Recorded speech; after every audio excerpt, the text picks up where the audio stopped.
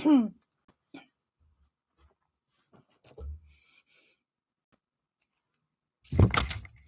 Jax West from Stephen Avery Project, Justice with Jax, and MAM Gossip. And today we are going live to talk about the Marni Yang case. I went to court for her today in Lake County, Illinois. Hey, knock it off. Sorry, dog. I went to court for her today, and it went tremendously well. The number we say is, so today was her attorney Judd Stone was requesting, I think it was 7 things. And hello Elizabeth and Sherry and Mary and Tiffany.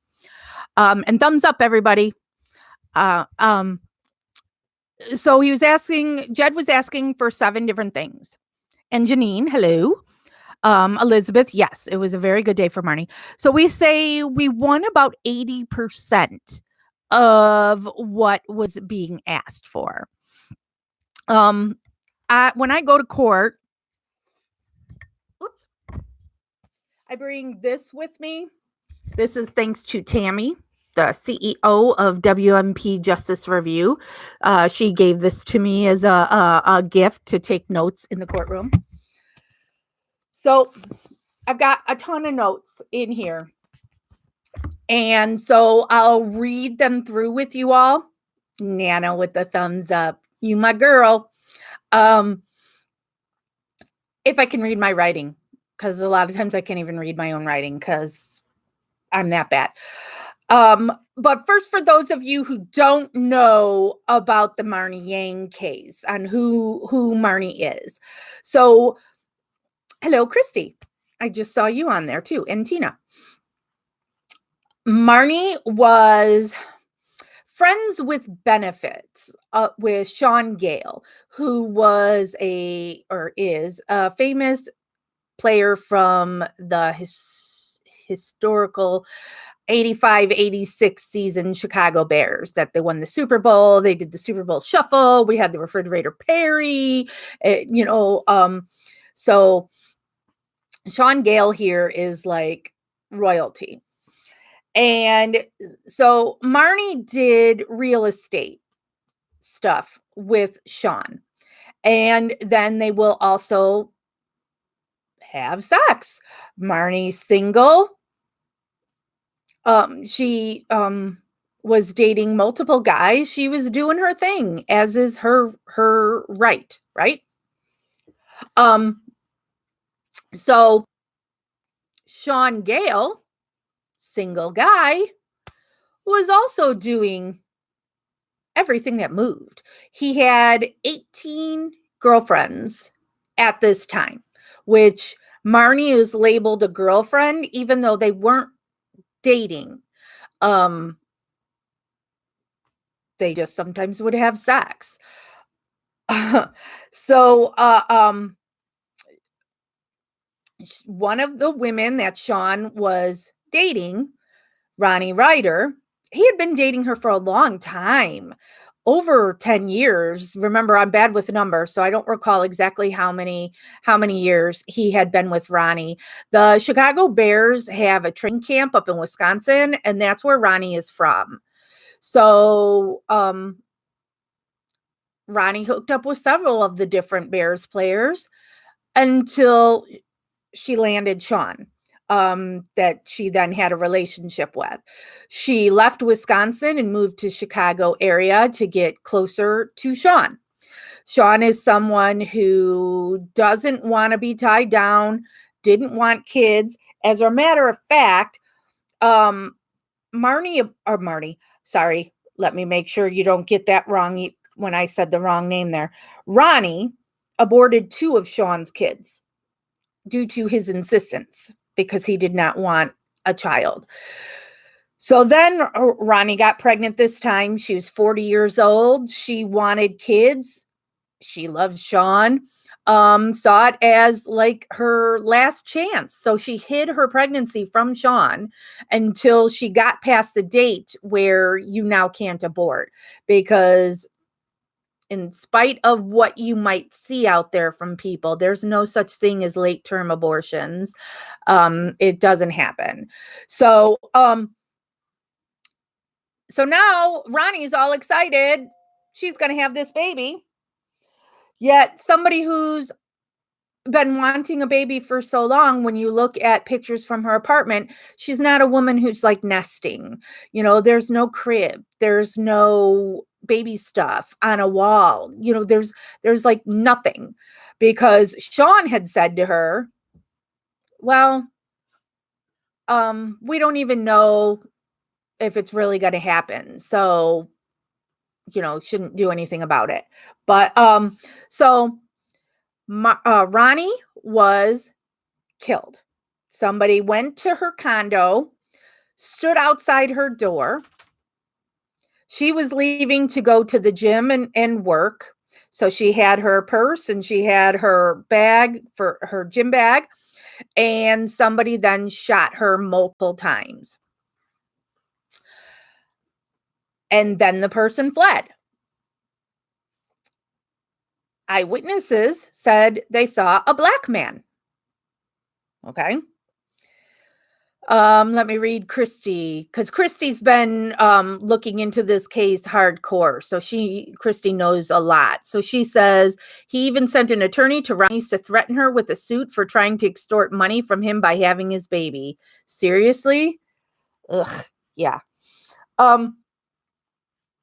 So Marni, being one of the 17 or 18 women, was looked into. They were spying on Marni for a long time. So they were tapping her phone lines. They were going through her garbage every time, you know, because once you put stuff in a can outside, out at the curb, it's now public. Anybody can go through that and take whatever. So they were regularly going through Marni's garbage, listening on her phone. Oh, and thank you, Becky. Looking good. I actually curled my hair and put on makeup since I was going to court.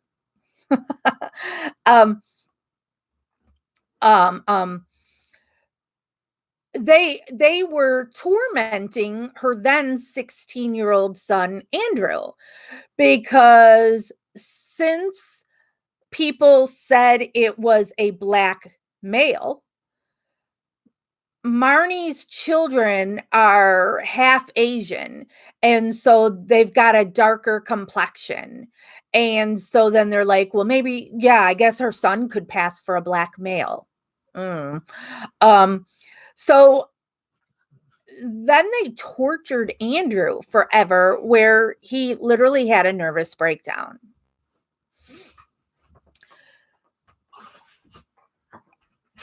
Marni hears from her friend Christy Passion, who Christy Passion was also getting grilled by law enforcement, the Lake County Major Crimes Task Force.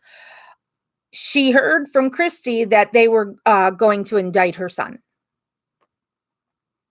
And so Marni had said,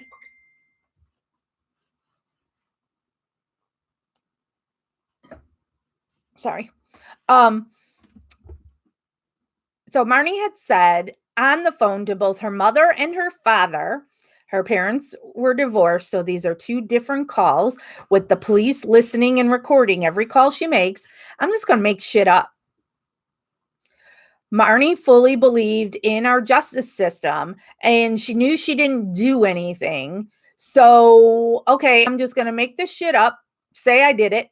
So they stopped looking at Andrew. But once it gets to court, you know, or whatever, a lawyer will handle this, because there's nothing there, because I wasn't there. And then her friend Christy Passion and her met at Denny's. Christy was wired. The wire fell out. Marni saw it. So Marni said, I'm going to make shit up. And she did.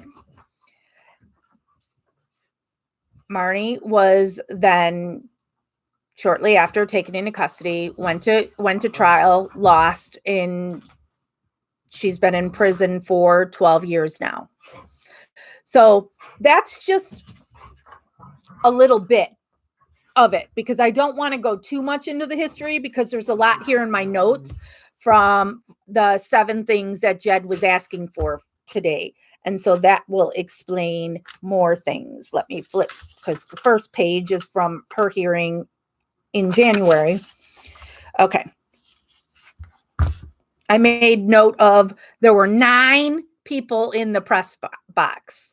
So some TV, some newspaper. I know the Chicago Tribune guy, who has been doing a story on me since October, was there. And so I don't know all the media that was there, but there were 9 different media people there.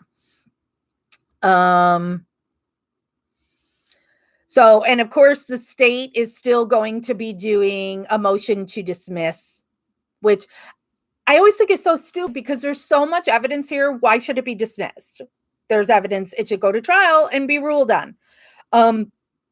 Okay, so number 1 thing that Jed was requesting, there's a fingerprint that was on the kitchen doorknob. That's the door that the person went in. The killer went in this kitchen door, because there's 2 doors in Ronnie's condo, but the kitchen door is the one that she used on the regular. And also, you would kind of have to know that's the door she uses, because a stranger like Marni would have gone to the front door. The kitchen door is the back door, yet this person knew to go to the back door. So there's a fingerprint on that doorknob that they know is not Ronnie's. It's not the police that was there. It is not anybody associated with Ronnie, and it's not Marni's.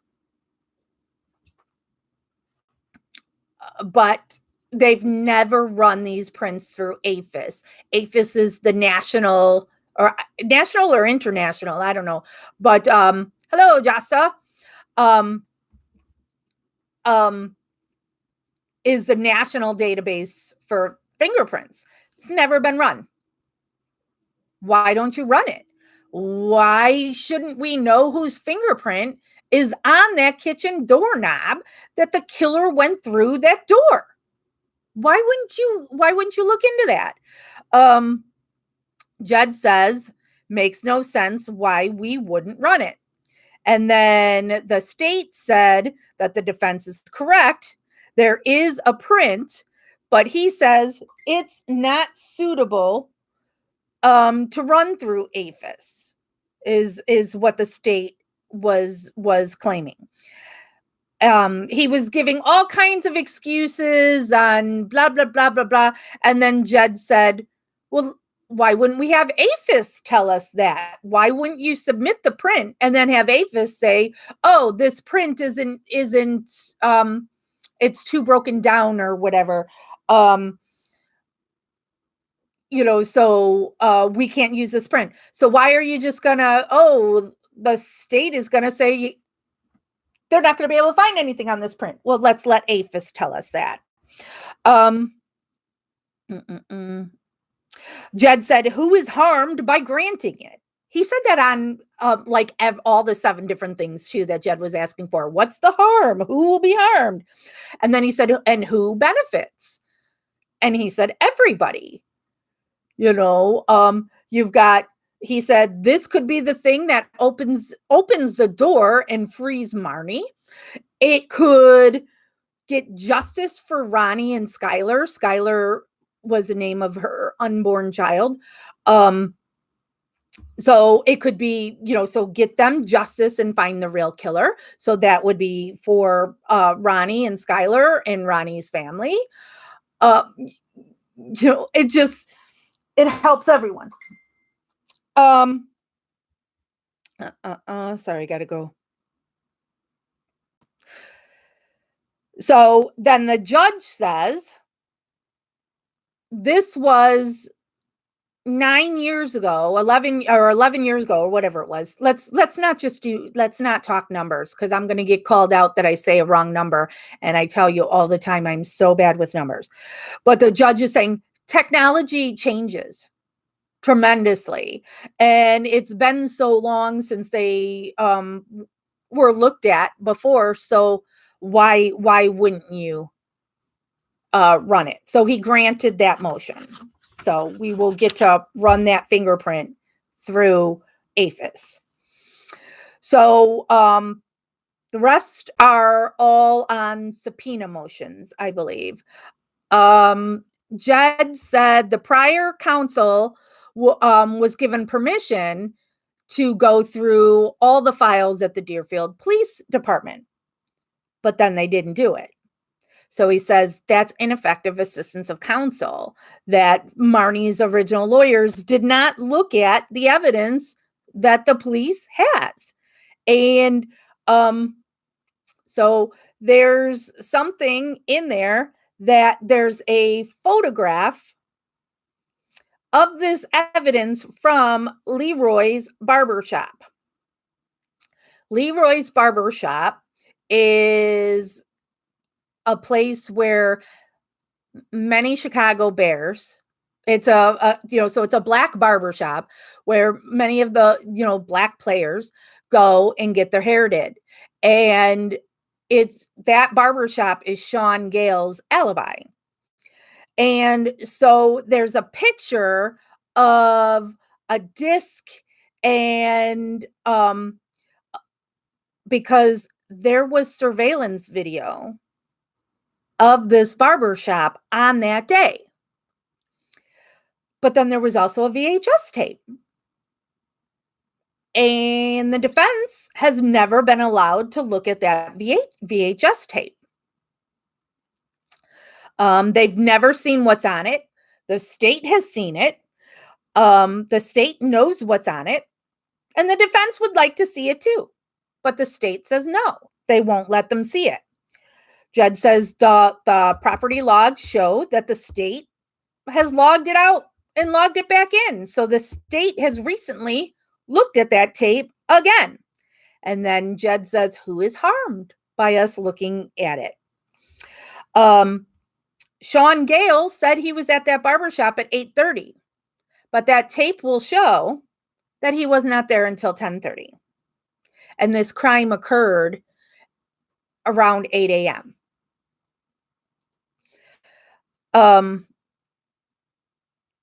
And so this tape will show exactly when he arrived and who he arrived with. The state then said he's doing the thing like in the Stephen Avery case. We gave that to you. We put it on a disc, and then he was trying to use, that videotapes are, breaking down, the VHS tapes. And so you can't have many people watch it, so that's why we made you a disc and sent you a disc. So you've seen it already, blah, blah, blah, blah, blah. That he said that they turned that tape into a DVD that they sent to Jed in 2018, along with asking him if he would split the cost. It cost them $250 to do that transfer. And the state claimed that, and they've never heard from Jed on Jed paying half that cost. So he was saying, if they let Jed watch the VHS tape, it could destroy the tape. And then it's funny because then when I take notes, when I want to make sure I put what I was thinking at the time, that when I relay it on to everybody else, I put it in parentheses. So I know this isn't something that was said there. It's my thought. And so what I have there says, don't trust you. Because I'm thinking of, like in Steven's case, when they go, yep, that's Brendan's computer. Oh yeah, Brendan's computer is not going to have anything. Okay, we're not going to look at it. We don't care. I am never going to believe the state on anything ever. And so what Jed says, this sounds like an old case of, trust me, I'm from the government. And Jed goes, but I don't trust the government. He said what they received was a highly edited short clip of what is on that VHS. And he would like to see the whole thing. He thinks that's his right. The defense should be able to see that tape in its entirety, not just the edited clip that they were sent on disc. He says that they will take care of the condition of the VHS. They have an expert who will do it, will not destroy it. And the state can be present when they view it. And so the judge said that there is good cause for this and granted that motion as well. So we're 2 for 2. The judge said this is discovery and he has the right to view the original. So yes. Let me read what you said. I'm still going over it, Tabitha. It's going to be long. Becky says, but if tape has been copied into DVD, there is a copy, so no harm viewing VHS. I like the way you're thinking, Becky. That's excellent point. Okay. So next thing Jed's asking for is there's a plaster cast that the police took of tire tracks. And the defense has never seen it.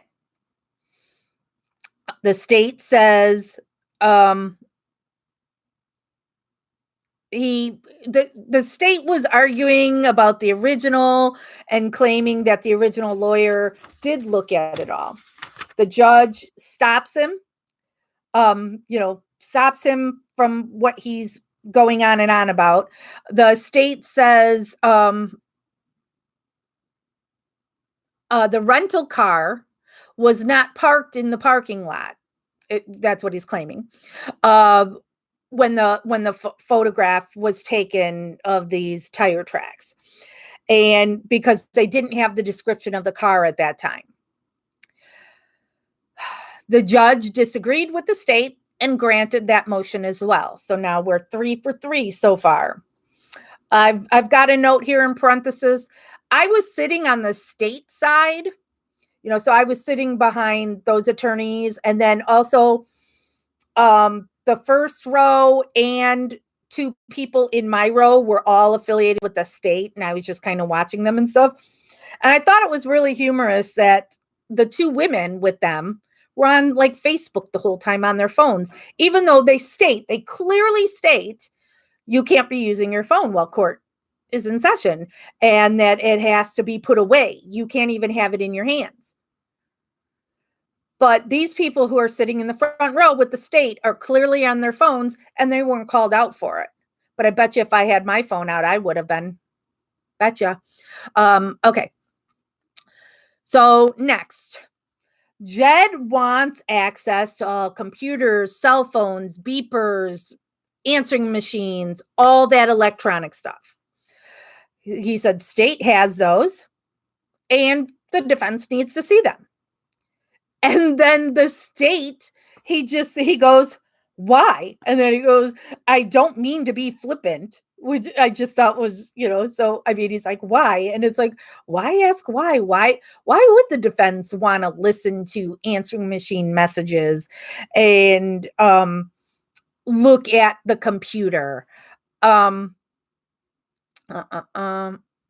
Judd said at trial, it was not challenged by the defense that it was said at her trial that Marni made computer searches about Ronnie Ryder, the victim. And he says there are factual errors presented on that issue. And then he again went ineffective assistance of counsel. He says, we aren't asking state anything but give to our experts for analysis. The defense will take on the burden and the cost of all that. Lost this one. Judge denied it. But it doesn't mean it's over. They can still request it. The defense can still find another way to try and get access to that evidence. So the next ones are 4 and 5. So now we are 2 good, 1 bad. And now we go on to, because Jed said you can put 4 and 5 together. He said any deals that were offered to Sean Gale, Christy Passion, and somebody named Balthazar, last name Balthazar. I haven't heard of this Balthazar person before. And so I don't know who that is. And I didn't have the opportunity to ask anybody about it. Maybe Christy knows. But so they were offered deals by the Lake County Major Crimes Task Force, and Christy Passion and the Balthazar guy. So I don't know if that's like her boyfriend or something, but they were put in a hotel for 7 days. There's no records of them being in the hotel. Did they get meals paid? What all were they given to then say things against Marni? And was there an agreement not to prosecute Christy in exchange for her getting wired up and then also testifying against Marni? The state, I don't even know what he rambled on there. I literally have written in my notes, blah. Jed said Christy has said that she was threatened and forced to wear the wire. Christy was told she would be prosecuted if she did not do this, that she would go down as an accessory to Marni. The judge approved looking in, giving the defense access to any deals that Sean Gale was offered. And then he said the Balthazar guy didn't testify at trial. His name wasn't even really used in anything, so he denied for the Balthazar guy. And then he said that Christy Passion did testify and was asked on the stand and denied that she was forced. And he won't and can't consider credibility at this time. So he denied Christy Passion as well. And I'm just like, oh, that's horseshit, because just because she said that on the stand, it doesn't mean that's true. Lynn, the Balthazar persons, so that's their last name. I don't know what the first name was, and it's Bathazore.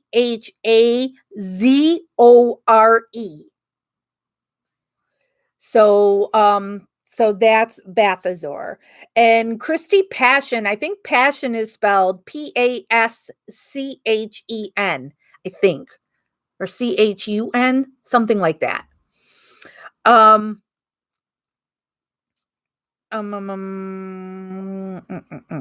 Okay, so number 6. Phone call to landline to Marni's house at 9 a.m. So there was a collection agency from New York who called Marni's landline the day and time that this crime was happening. And Marni talked to them. And the collection agency knows the length of time that she was on the phone. They know who they spoke to. It's all in the notes, but they said they can't just turn it over. It has to be subpoenaed. And so if it was subpoenaed, they would cooperate. And Jed once again points out that the trial lawyers failed to investigate this call to Marni's landline, and the jury was never told that Marni was home at the time of this crime. The state said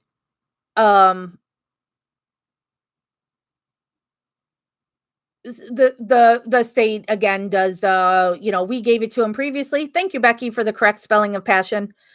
And he says it is true that one person can't be two places at once. And so he asked if the judge did rule for this, that he get a reciprocal subpoena so he can get the records back as well, which I don't know. I'm not basically a lawyer. So I'm just like, wouldn't you get the results regardless? I was confused by that. But he was, the state dude was really adamant, that they get some reciprocal subpoena. The judge granted this motion as well. And then number 7, the last thing. On March 1, 2009, in a vacant lot in Arlington Heights, Illinois, a bracelet was found that the state is claiming is this medic alert bracelet that belonged to Ronnie Ryder, the victim. It's a really ugly bracelet. We've gone over it before, where it's got your typical medic alert thing. And then it's got, I don't know if they're real pearls or fake pearls that go around it, but I'm telling you, it's tacky and gross and ugly. Sorry to the company that makes it. But then you have that this was not a high risk pregnancy. So there is no reason. I mean, who does anybody on here, did you or know of somebody when they're pregnant, they wear a medic alert bracelet to say they're pregnant? And she was 7 months pregnant at the time, 7 or 8 months pregnant. Do you really need to wear a medic alert bracelet to say I'm pregnant? Because also she's not, maybe if it's me, I'm fatter, my gut's fatter now than when I was pregnant. So maybe you wouldn't know my size, that I'm actually pregnant, which I'm not. Please don't start that rumor. I'm not pregnant. This was a woman who was very physically active. She was literally going to the gym that day.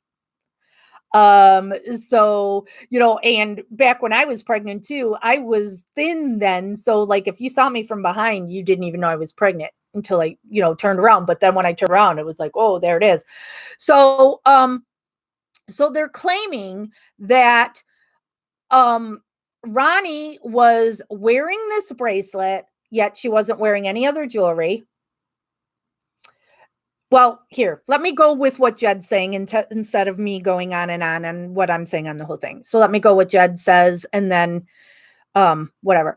So this bracelet, all right, so they're alleging that Marni took this bracelet off of Ronnie to then just throw it in this field. This crime happened in Deerfield, Illinois, and the bracelet was found in Arlington Heights, and Marni lived in Chicago. So they're saying this crime happened in 2007, I believe, that this bracelet sat, it wasn't buried, it sat on top in this vacant lot for 18 months, going through our winter seasons, our Chicago seasons, our snow, our rain, our heat, our cold,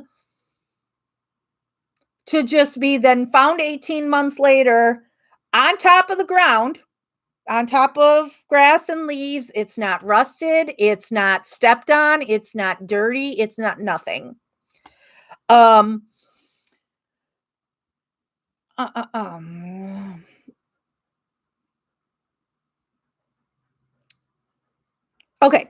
I couldn't read my writing. Sorry. It took me a few minutes there. So the defense has talked to the manufacturer of that bracelet, who says they would be happy to tell who they sold it to. And Jed believes that they're entitled to know that as a matter of discovery. It was not investigated by the trial attorney. So again, another ineffective assistance of counsel. Then the state said, what, will Jed just contact some random manufacturer? And Jed says, no, they talked to the manufacturer. It's their bracelet. Should have been done before. It was not. So can we subpoena this company to tell us who they sold that bracelet to? The judge granted that. So another win.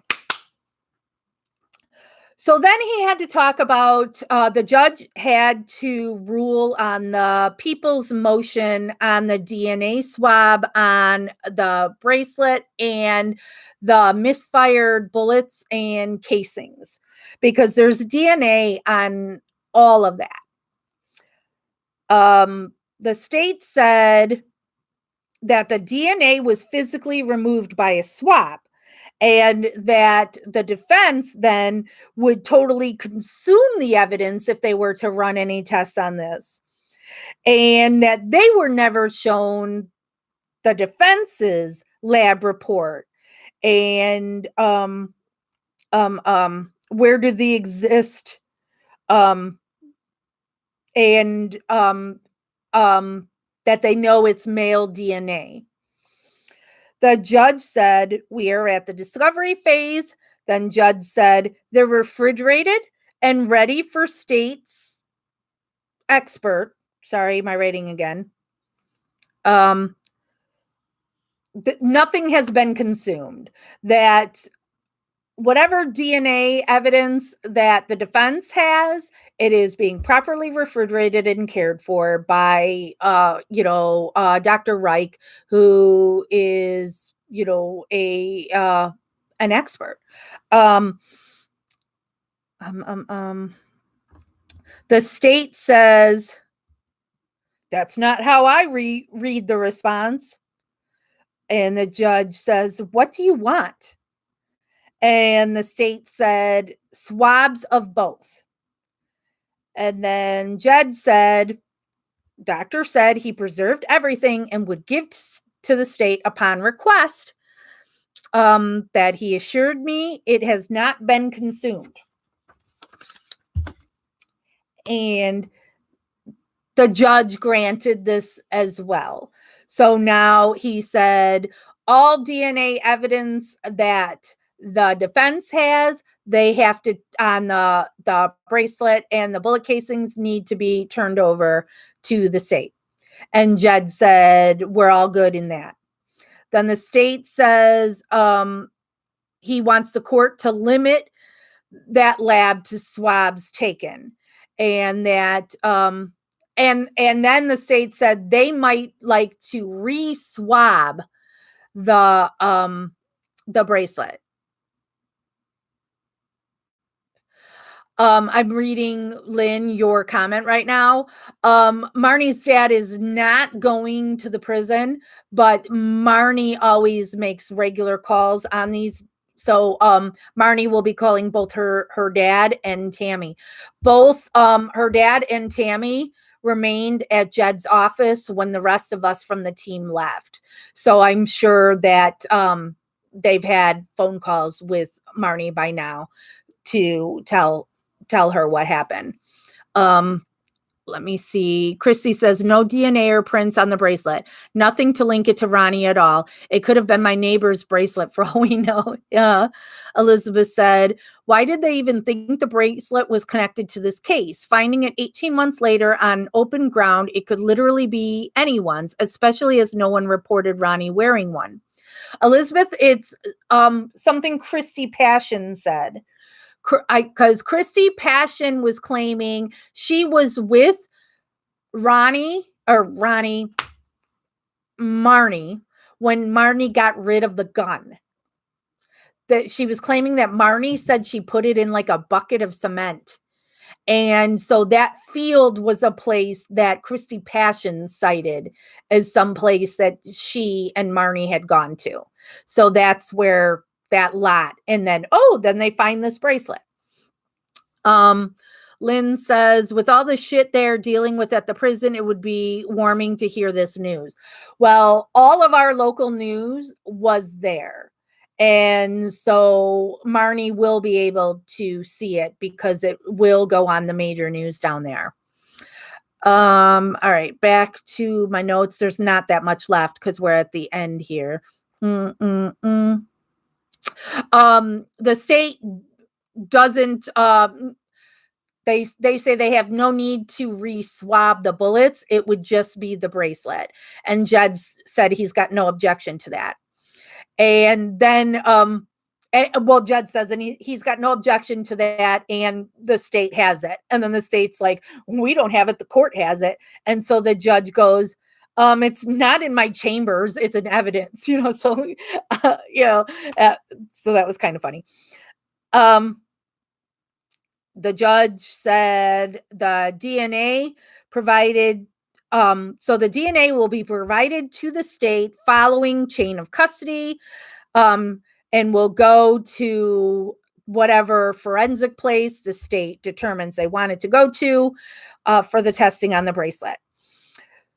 So you now have 21 days from today to get all this stuff done. And and the judge says, that'll give them time, each side taking time to take possession and review it. And also that will give the defense time to review their petition, depending on what they find. So Marni's next date is now the March 26th at 9 a.m. at that court. And then I did go live on my Justice with Jack's Facebook page, and I filmed the press conference that we did afterwards. So Jed spoke for a while, and then the press always wants to talk to Marni's dad, Larry. And it's hard for Larry. Whoops. Again, I just turned on my foot massager, so I guess I have to put my feet in there. So like while we were in court, Larry can't hear anything. He's got hearing aids, but, we're sitting behind the lawyers. So we're looking at their backs, so there's no way Larry's going to be able to hear them. And then the judge is so far away over here. So Larry is sitting there in court, but can't hear what's happening.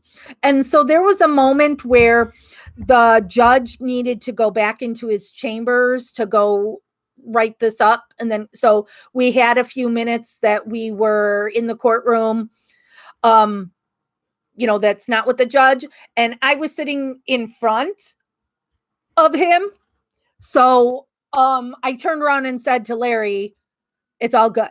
We did very good. We only lost these two things, because I felt bad. You don't think about that, but it's like he's sitting there and has no idea what anybody is saying about his daughter. I don't know if this is something. I don't know if this is something I could talk to Jed about, and could, Larry be given headphones to wear? So he can actually hear what's happening. Don't you have to provide that to people who are hard of hearing? And then Larry is so tiny and frail looking, which, don't even get me started again, where when you talk about the bullet trajectory, the person who shot Ronnie Ryder had to have been taller than her, and she was 5'11". I don't remember numbers. Was she 5'11"? And Marnie's 5 feet tall, and her dad's got to be about 5 feet tall too. So there's no way somebody down here is going to be able to shoot somebody taller like here. So, but in seeing her dad, you see how little her dad is. They're a family of littles. Marnie's son, who was suspected, is short. They're little. So things went very well. 5'9". Thank you, Elizabeth. Things went very well today. I thought the judge was excellent. This is a judge I know. When I was looking into him, there are pictures of him before he was a judge hanging out with the current Lake County State's attorney. They're both Republicans, and friends, so you tend to, you worry, again, that thin blue line and people covering for each other. But we didn't get everything we wanted, but we got the bulk of it. So, and the other things that we didn't get, it doesn't mean they're dead to the case and you can't get them. You just have to word it differently. I guess the requests weren't worded properly. So this was very, very good for Marni's case. And it will be all over our news. And I'll be posting all those links when I find them, because of course, well, I have a Google alert already set on Marni. But I'll be searching, and then also the filing. Christy, I lean on Christy a lot now, because she's such a good investigator, and it's a little over an hour drive for me from the courthouse. So I had messaged Christy and I'm like, can you stalk the courthouse and post a link to the filing if it goes live before I get home? And so Christy found out that it's just like Steven's stuff, that if you want it, you have to pay for it and pay per page. But Tammy has a hard copy of it. So I messaged Tammy that we can't get it for free. And so Tammy said, okay, when she gets the time, she'll scan it all and upload it. So, if Tammy does that in the next day, I don't know. I don't know all that Tammy's working on. We'll do another live where we read over the actual, filing. So, let me scroll back. Okay, answer that. Lynn. Okay, I read that one. Christy, I hope Sean is sweating right now. Did Nana track him down yet? Absolutely. Any of you people in the UK where Sean Gale is, go find out about him. Or if you can accidentally bump into him and see if you can get him to comment on the case, go for it, because he's not returning anybody's calls, because it's not suspicious at all that after this murder happened, he fled the country. Not at all, right? That's not suspicious. That a guy who, I'm telling you, is royalty here. Royalty. And then you move there to be a nobody. Day before we hear about Stephen's case. I thought Stephen's case was March 10th. Did it get moved? Becky says, usually a sound loop system for those with hearing difficulties. All right, maybe I'll talk to Tammy about that and see if we can get that for Larry from now on. Is it, Becky, that it's the end of March now for Stevens? I guess I'll need to look on his thing and post that then. Hopefully, Karen, you've been caught up with what we've been discussing on Marni's case. Yes, and Melissa's case was moved back to March 5th. This is not a bad thing. Now, this was something that the judge requested. And when I visited Melissa last week, she told me that she was hoping that they would push her case back, that she wanted the judge to have a little bit more time to read what they were presenting. So I haven't talked to Melissa since this was announced yesterday, but I just know last Wednesday, she told me she was hoping it would get delayed.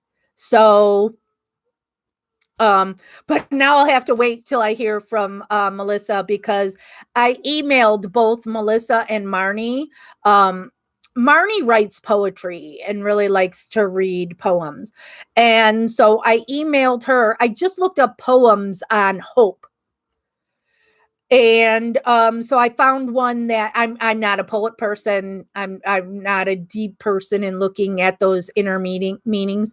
So, but I found something that I thought was good that Marni would appreciate. And so I emailed that to her, a poem of hope, wanting it to get to her while she's sitting here waiting to hear what happens here. And then I also emailed Melissa at that time saying, thinking of you, I'm knocking on, because that's the thing I always, every time Melissa and I, when I'm visiting her, I'm like, knock on wood, so I'm like, I'm knocking on all the wood I can about court on Friday. So this was sent out before knew it had changed. So I haven't talked to Melissa since the date was changed, but I know she was fine with it. So then, so you have her on March 5th, and then the 26th and the 27th. Elizabeth says, can't find anything on him, on Sean Gale. Yeah, creeper. Jasta said, right, we always have to be politically correct in our verbiage in court. Mm-hmm. Let me take a sip of my green tea.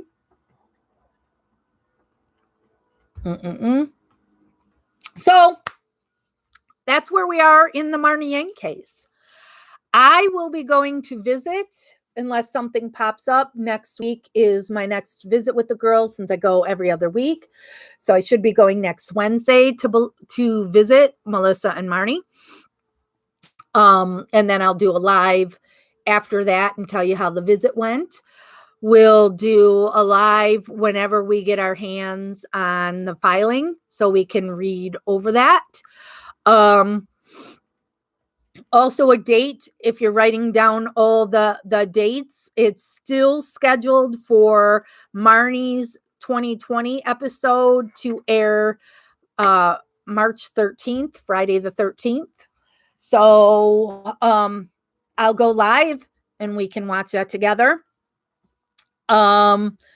There's also going to be a Chicago Tribune article that is coming out that they have been investigating me since October. And now they also are doing a piece on Tammy as well. So I do not know if that's going to be together in one story or if those will be two different stories. The guy from the Tribune was there today and he said to me, I promise it's coming out soon. Not that I give a shit, because I don't need a newspaper article out about me. And I hate the Chicago Tribune. Whoops. I don't know. Sorry, John, if you watch this. The Chicago Tribune leans a different side politically than I do. So I don't know if, because I know John or his people who have been watching me will watch my lives and stuff. So sorry, John, didn't mean to offend you with the Chicago Tribune thing there. But when the Chicago Tribune thing comes out, I'll post a link to that. Funny thing is I won't even be able to read it because the Chicago Tribune has their online version where you have to pay to read it. You get 2 free stories, and then after that you have to pay. So anytime I go to Tribune, it's always telling me I have to pay to see it. So then I just have to ask somebody else always to, if there is something on the Tribune I want to see, to screenshot it and send it to me. Becky says Gail is somewhere near Manchester, I believe, but nothing in our press or online. Yeah. And he comes back to Chicago quite frequently, I guess. I don't know. So, but I know our press was over there at the time of one of the filings because the Bears had some exhibition game or whatever that was over there. So they were all already over there. So it's like, oh, we're right here. Let's talk to you. And he turned everybody down, wouldn't talk to anybody. Rumor is he's now got a wife and children, though, which makes things really weird when, he's having Ronnie kill their babies and doesn't want to have children. So is he married with children just to try and go, oh, I wasn't that guy? Deborah, what's happening is we went to court for Marni today and we got 80% of what we wanted. So you can go back when this is done and watch it from the start and see all the stuff that we got today. But it was a really good day for Marni Yang and for Ronnie Ryder and baby Skylar. That we hopefully are on the road to justice and the real killer being found.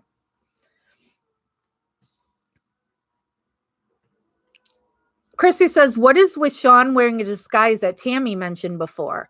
I don't know, Christy. What disguise are you referring to? The only disguise I can think of is the one they were claiming that Marni was wearing, that they said that Marni then put on blackface and an afro wig.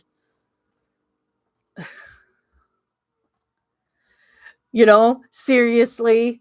Okay. So, Marni is somebody who is Jewish. So her people are prejudiced against. She married a Chinese man and her kids are half Asian. So, clearly she's not prejudiced against Asians, and then was having sex with a black man. Blackface is extremely offensive. Marni's not putting on blackface. Are you kidding me? Yeah, right. Oh yeah, Becky, you can share from the Justice with Jax. That's why I do it live from there, because it's a public Facebook page, so it can go anywhere. And maybe I should ask Jeff if he could get it uploaded over here to YouTube, so then people don't even have to be on Facebook members to be able to see it. I don't know how to do that. Sorry. But maybe we can have Jeff do that, move that press conference over to here. Christy says, she said they found Sean and he's not looking too good these days and was wearing a disguise. Said it in a live with you. Oh, yeah. Yeah, he has done that. Hold on. My dog is really begging me to go out. All right, come on outside.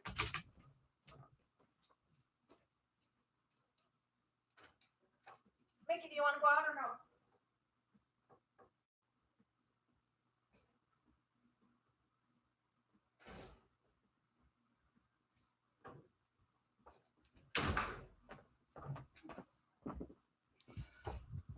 Just you wait. Only 2 of my 3 dogs went out. So now the other one's going to nag me in about 5 minutes. So in a nutshell, to bring this all back, very good day in court for Marni today.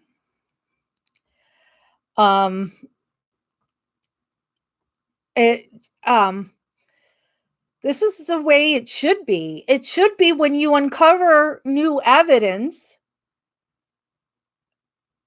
How is it justice if you block new evidence that could possibly prove that somebody is in prison for something they didn't do?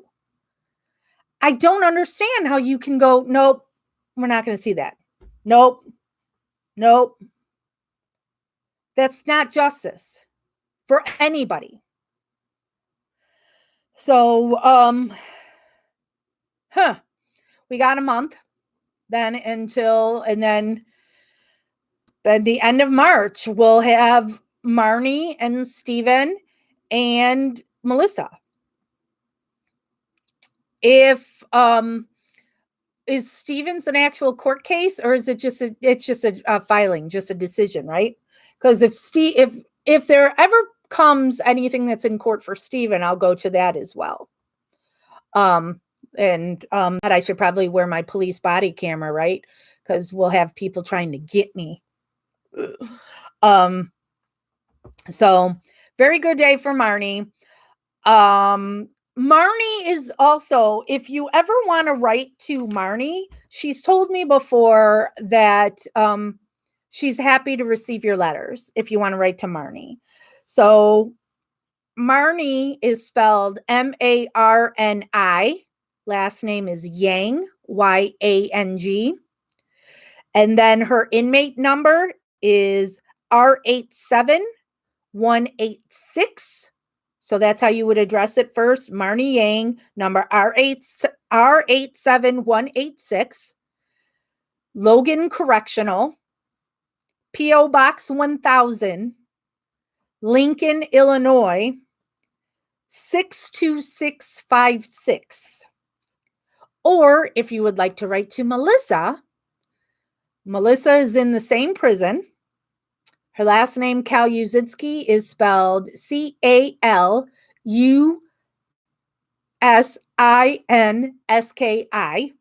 And her inmate number is R88005.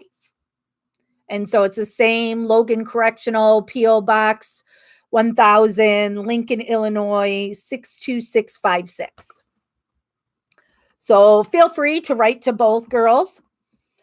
But the thing that I will continue to say to you all is don't go, oh my God, I know you're so innocent. I feel so bad for you. Don't be gloom and doom, be yay. So like if you were to write Marni right now, you could go, yay, oh my God, it went so well, so happy, that kind of thing. But tell them about you. Marni, her big likes are poetry, like I said earlier, and scuba diving. So if you're a scuba diver, please tell her about the new advances in scuba while she's been gone, or tell her about a scuba trip that you took and what you saw and what you use.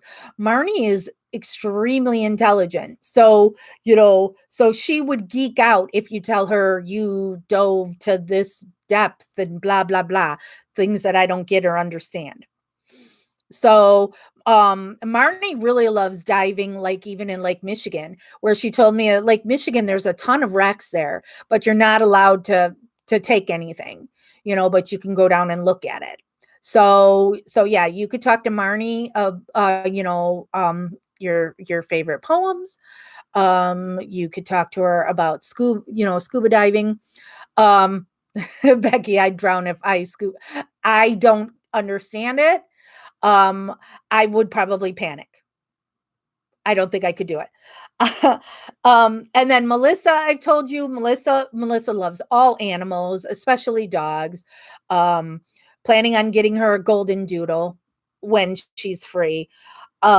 She loves horror films and all things horror. She grew up with her dad torturing her. Well, her entire life, because Paul still does it to this day, where he likes to scare you. And she really loved going fishing with her dad. Her dad used to own a bait shop, and Melissa would work at the bait shop, help out her dad. So you could talk to Melissa about fishing even.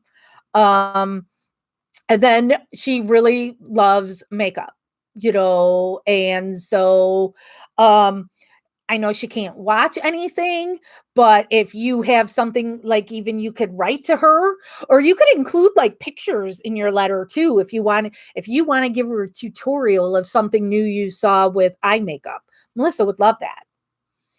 Because she does do all this really pretty stuff with her eye makeup.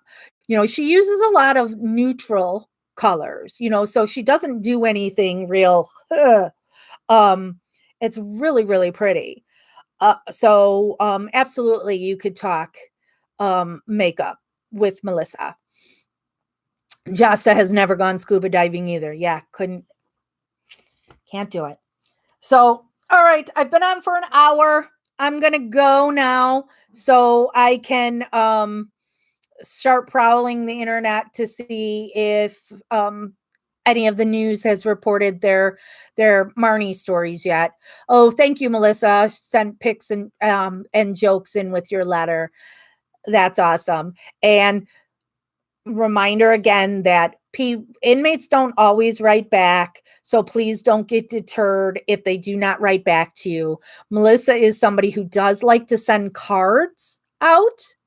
Oh, and postcards. Nice, Becky. So Melissa likes to send cards out for the holidays. Melissa is Catholic and is very into her Catholic religion. So, so we're into Lent right now with Easter around the corner. So Easter cards are something she likes to send out. So, and then, so if so people can get mad at me at closing here. If you ever want me to put money on Marni, or no, Marni doesn't take anything on Marni and Kent don't accept people's money. But Melissa, if you want to put any money on Melissa's books and you want to do it through me, you can do that. I promise I don't keep it. If you tell me here's money to put on Melissa's in her commissary, I will do so.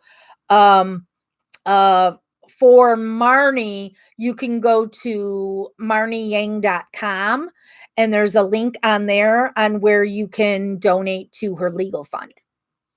So Marni says her dad takes care of her in prison. And so she's not asking for supporters to put money on her books there, but you can send it to marniyang.com or through the WMP Justice Review, which is handling everything on Marni's case. So, all right. Thank you everybody for tuning in. And I know people always want to talk about Stephen, but nothing's going on with Stephen's case right now. Trust me, when something comes out about Stephen, we'll go live and chat about it.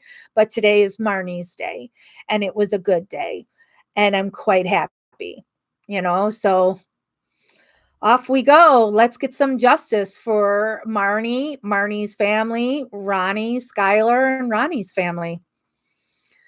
All right.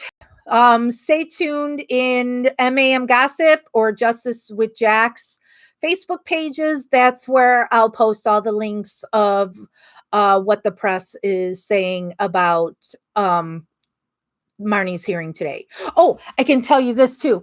So Tammy sent me, as soon as the hearing was done, she wanted me downstairs where the press is all waiting, because also my title is the social media director, so I was going to be Facebook living it, but also she wants me down there to listen in on anybody who's there. We did a divide and conquer thing. The investigators with the team, they went directly outside of the courtroom right away, because the state corners the thank you, Tina. The state walks outside of the courtroom and instantly talks to whatever press had been in the courtroom. And so the Justice Review investigators went there to go listen to what's being said there. And Tammy asked me to go downstairs where the camera people were waiting so I could listen on what's being said there. The only thing that I heard of any importance was the reporter from Channel 5. I think his name is like Charlie Wojciechowski. He said to the other press people, so he was one of the ones that was taking notes and was in the press box. When he came down, he said to the other press, he's like, the defense has some really strong points here. And he pointed out the bracelet and Sean Gale's alibi not being real. Becky, did the girls get their photos taken in Logan? They were supposed to on Tuesday. I don't know if they did. I haven't asked. But it was scheduled to have, the Tribune was taking their pictures in Logan on Tuesday. And I have no idea when those would come out, because I don't know if the Tribune was going to be using those pictures in their stories on Tammy and I, or the other thing they were saying is they wanted to just have new pictures since their cases are going to court right now. When they now post a story about them, they have a recent photo. So I have no idea when we'll be able to see those photos. But when I go to the prison Wednesday next week, I haven't looked at my schedule for next week to see if I can go next week or not yet.